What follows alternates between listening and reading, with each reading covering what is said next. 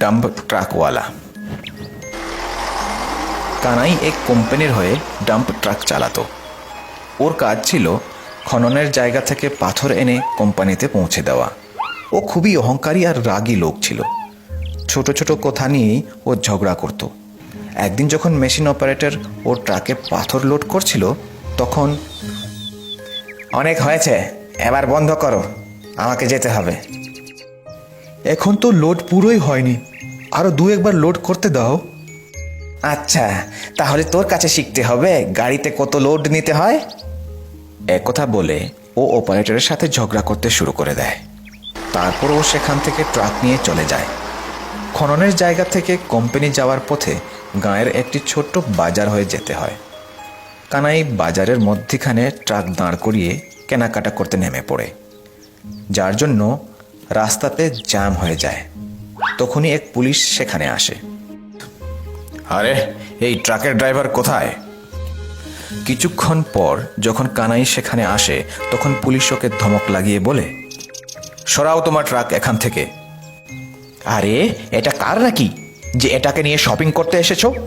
সরাও এখান থেকে, আরেকবার এরকম দেখলে হাজতে পুরে দেব। হ্যাঁ হ্যাঁ, ঠিক আছে, আমার জন্য এটাই কার। একথা বলে কানাই সেখান থেকে চলে যায়। পুলিশ কানাইয়ের ব্যাপারে ওর কোম্পানিতে অভিযোগ করে। কোম্পানির অফিসার কানাইকে ডেকে বলল, কানাই, তোমার বিরুদ্ধে আমার কাছে অনেক অভিযোগ আসে। আরেকবার এরকম হলে তোমাকে চাকরি থেকে বরখাস্ত করা হবে। হ্যাঁ হ্যাঁ, এক্ষুনি বের করে দাও, তোমার এত বড় ডাম্প ট্রাক কে চালাবে? এই বলে রেগে মেগে সেখান থেকে ট্রাক নিয়ে চলে যায়। আর অভ্যেস মতো আবারও বাজারের মাঝখানে ট্রাকটিকে দাঁড় করিয়ে দেয়। আর আবার রাস্তা জ্যাম হয়ে যায়।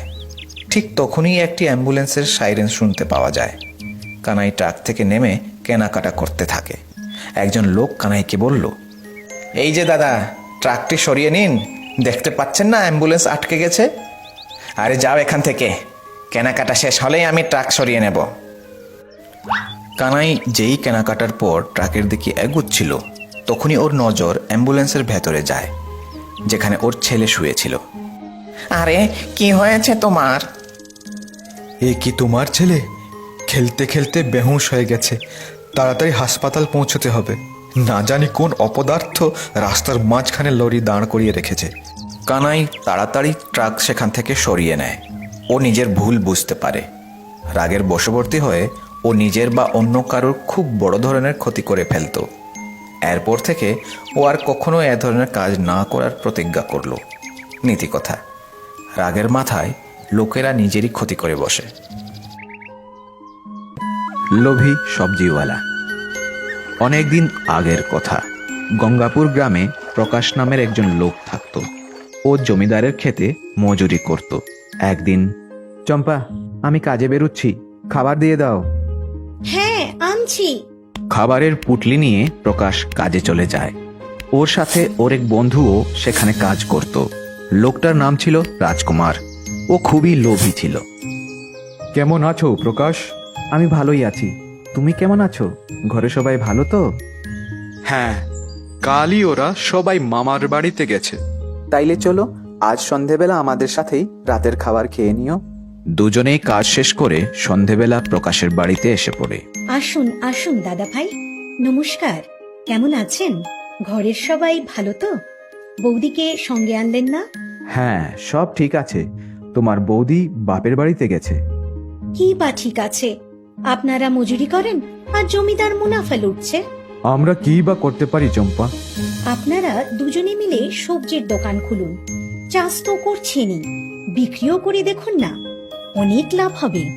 চম্পার কথা মেনে দুজনে মিলে পরদিন থেকেই গ্রামের বাজারে একটি সবজির দোকান খুলে ফেলে। সবজি নিন, সবজি, সবুজ সবজি নিন। সবজি নিন, তাজা তাজা সবজি, সবজি নিন। চোখের নিমেষে সব সবজি বিক্রি হয়ে যায়।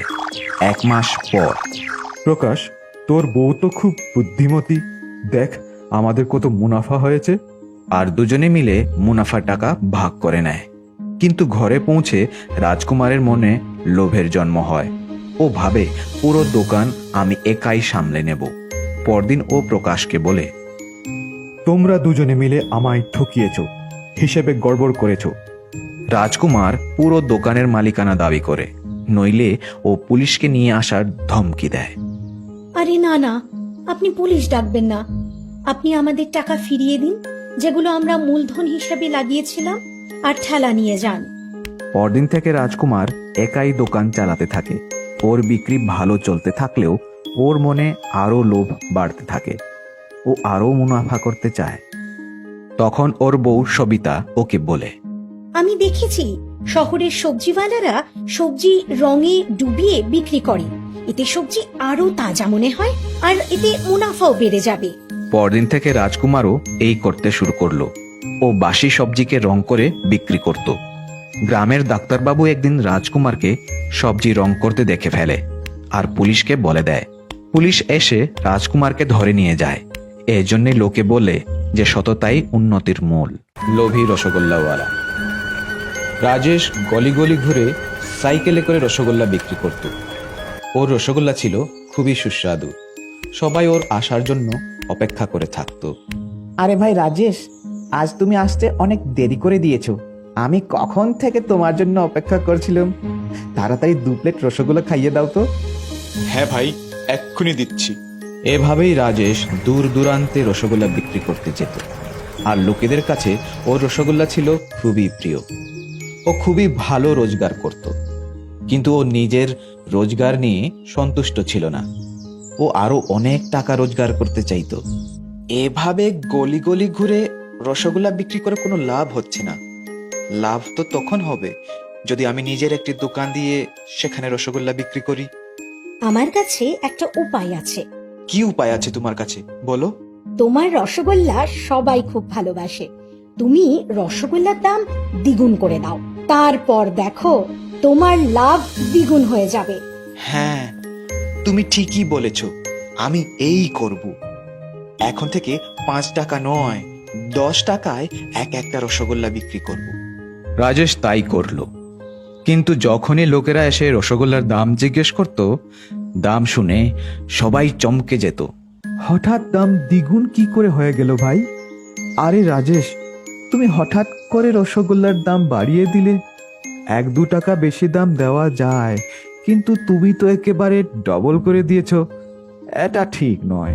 তোমার যদি ইচ্ছে না হয় তাইলে কেন না, আমার কিন্তু খদ্দেরের কোনো অভাব নেই। কিন্তু অল্প দিনের মধ্যেই ওর বিক্রি অর্ধেক কমে গেল। আরে এ কি, আমি তো ভেবেছিলাম যে আমার দ্বিগুণ লাভ হবে, কিন্তু এখানে তো বিক্রি কমে গেল। এভাবে তো অনেক লোকসান হয়ে গেল গো। লোকেরা তো রসগোল্লা কেনাই বন্ধ করে দিয়েছে। এমনটা হবে সেটা আমি বুঝতে পারিনি। কথা তো ঠিক, কিন্তু এখন কি উপায় করা যায় বলো দেখি। কি আর করবে, এখন আবার রসগোল্লার দাম কমিয়ে দাও। হয়তো খদ্দেররা আবার ফিরে আসবে।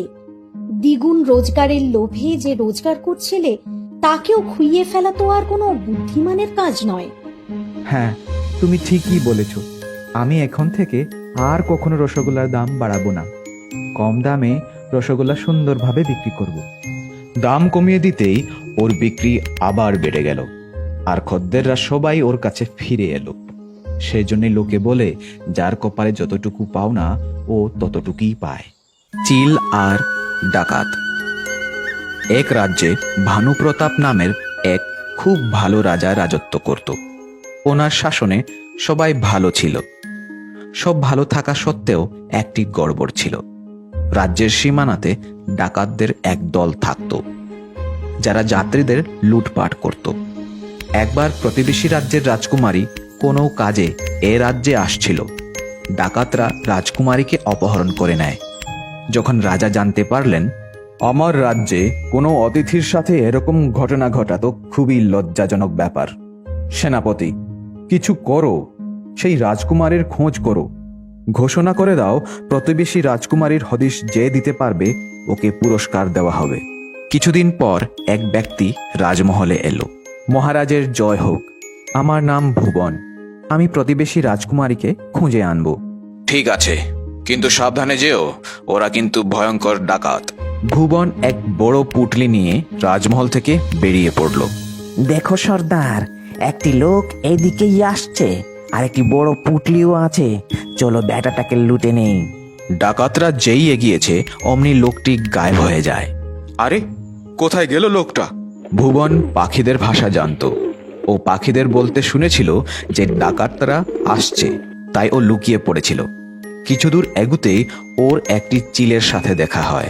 চিল চিল, তুমি কি বলতে পারবে পড়শি রাজকুমারীকে ডাকাতরা কোথায় লুকিয়ে রেখেছে? তুমি কি আমার ভাষা বুঝতে পারবে? হ্যাঁ হ্যাঁ, আমি বুঝতে পারবো।